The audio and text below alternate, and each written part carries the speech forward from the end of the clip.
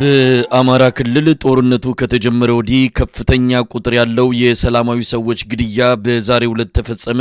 በምስራቅ ጎጃም በእናርጅና እናውጋ ወረዳ ገደብ ከተባለ ልዩ አካባቢ የአብይ አህመድ አገዛዝ በፈጸመው የድሮን ጥቃት 120 ንጹሃን ዜጎች መገደላቸውን የአማራ ፋኖ በጎጃም ካደረሰን መረጃ ለማወቅ ተችሏል። የዛሬው የእናርጅና እናውጋ ጭፍጨፋ የአብይ አህመድ አገዛዝ እስካሁን ከፈጸማቸው አስከፊ የተባለ መሆኑን ተመልክቷል።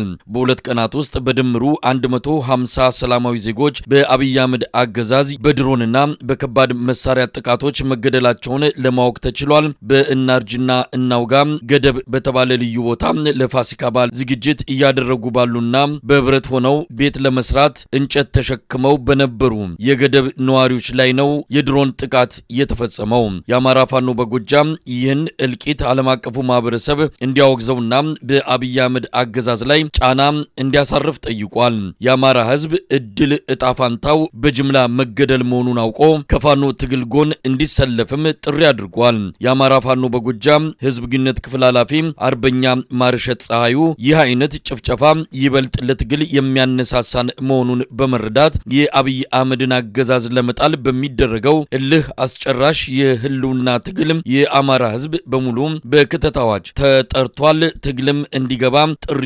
ቀርቦለታል ሲል ገልጿል።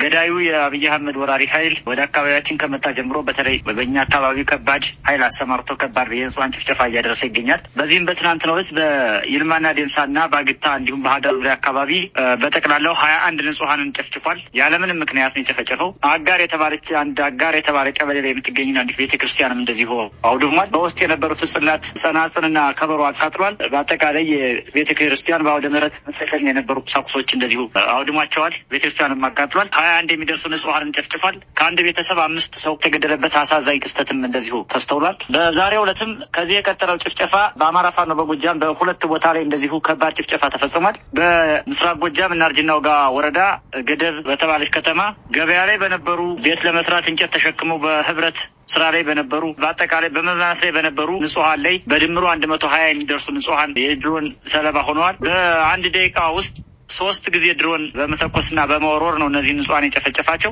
ይሄ በጣም በአማራ ታሪክ ውስጥ የመጀመሪያው ይሄን ያህል ህዝብ በድሮን ያለቀበት የመጀመሪያው ጥቁር ታሪክ ሆኖ ይመዘገባል። እንደ አማራ ፋኖ በጎጃም በቁጭትና በልህ በመነሳሳት እየጨፈጨፈን እየገደልን ያለን ስርዓት ለመጨረሻ ጊዜ ጠራርጎ ለመጣል ከፍተኛ ዝግጅት እያደረግን ነው። ስለዚህ በህዝባችን ላይ የሚደርሰውን ጭፍጨፋ በአጽንኦት ከማውገዝ ባለፈ እኛ ቀድመን ይሄንን ስላወቅን ጭፍጨፋው ዛሬ ደጃችን ይምጣ እንጂ ከትናንት ወዲያ በየአካባቢው ኢትዮጵያ ምድር ውስጥ የነበረው ጭፍጨፋ የዚህ ምልክት መሆኑን ልብ ይለዋል እና ዛሬ በገደብ የተደረገው ዘግናኝ ጭፍጨፋ የዚህ አካል ነው። ሁለተኛው እዚያው እናርጅና እናውጋ ወረዳ መጤያ በተባለ ቦታ ላይ እንደዚሁ እግረኛ ሰራዊት በመግባት በአካባቢው የሚገኙ 15 ንጹሃንን ጨፍጭፏል። እነዚህ ንጹሃን ከምንም አይነት ወታደራዊ እንቅስቃሴ የማያደርጉ ንጹሃን ነዋሪዎች ናቸው። የለስራቸው ላይ ያሉ ነው እንደዚሁ እግረኛ ገብቶ የጨፈጨፋቸው።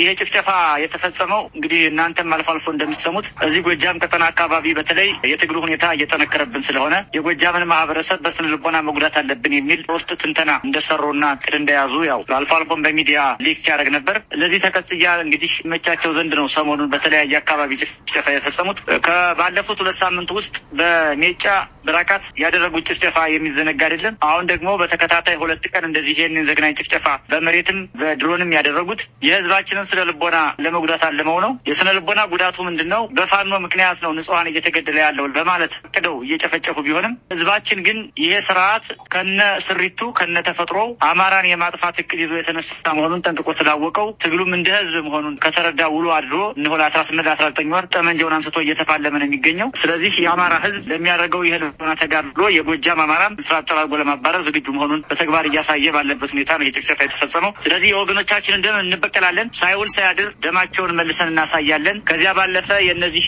ንጹሃን የተጨፈጨፉ ወገኖቻችን ደም የሚመለሰው ይሄ ጨፍጫፊ ስርዓት የተተከለበትን ምሰሶ ነቅለን የራሳችንን ህዝባዊ ስርዓት ማቋቋም ስንችል ነውና ይሄን ለማድረግ ከመቼውም ጊዜ በላይ እንቅልፍ የማንተኛ መሆናችንን በዚህ አጋጣሚ ለህዝባችን ለደጋፊያችን መናገር እንፈልጋለን። የአማራ ፋኖ በጎጃም ካወጣው የሀዘን መግለጫ በተጨማሪ እንደ አማራ ፋኖ በጎጃምና እንደ ጎጃም ማህበረሰብ በአማራ ህዝብ ላይ የተደቀነውን የህልውና አደጋ ለመመከት ከመቼውም ጊዜ በላይ ቆርጠን የምንነሳበት ዘመን መሆኑን መግለጽ እፈልጋለሁ። ስለዚህ ይሄ ስርዓት ይወድቅ ዘንድ ዓለም ላይ ያለን ነገር ሁሉ እናደርጋለን። ይህን ስርዓት ለመጣል ምንም እናደርጋለን። እንቅልፍ የለንም። ሌት ተቀን ተጉዘን ይህን ስርዓት እስከ መጨረሻ እንጥለዋለን። በህዝባችን ላይ የሚቀልዱ በትግላችን ላይ መሀል ገብተው የሚያደናግሩ ኃይሎችን ከፊታችን እያጸዳን እውነተኛውን የትግል መስመር ይዘን ህዝባችን ነጻ ለማውጣት እንፋለማለን። በአጠቃላይ በአማራ ፋኖ በጎጃም በዛሬው ዕለት የተደረገው ጭፍጨፋ በመላው ዓለም የምትገኙ ወገኖቻችንና ሚዲያዎች በዛሬው ዕለትና በትናንትናው ዕለት የተፈጸሙ 3 ተከታታይ ጭፍጨፋዎችን እንድታወግዙና በሚዲያ ዘመቻ ጭምር ለዓለም አቀፉ ማህበረሰብ እንድታደርሱልን ጥሪ ማቅረብ እንፈልጋለን። አመሰግናለሁ።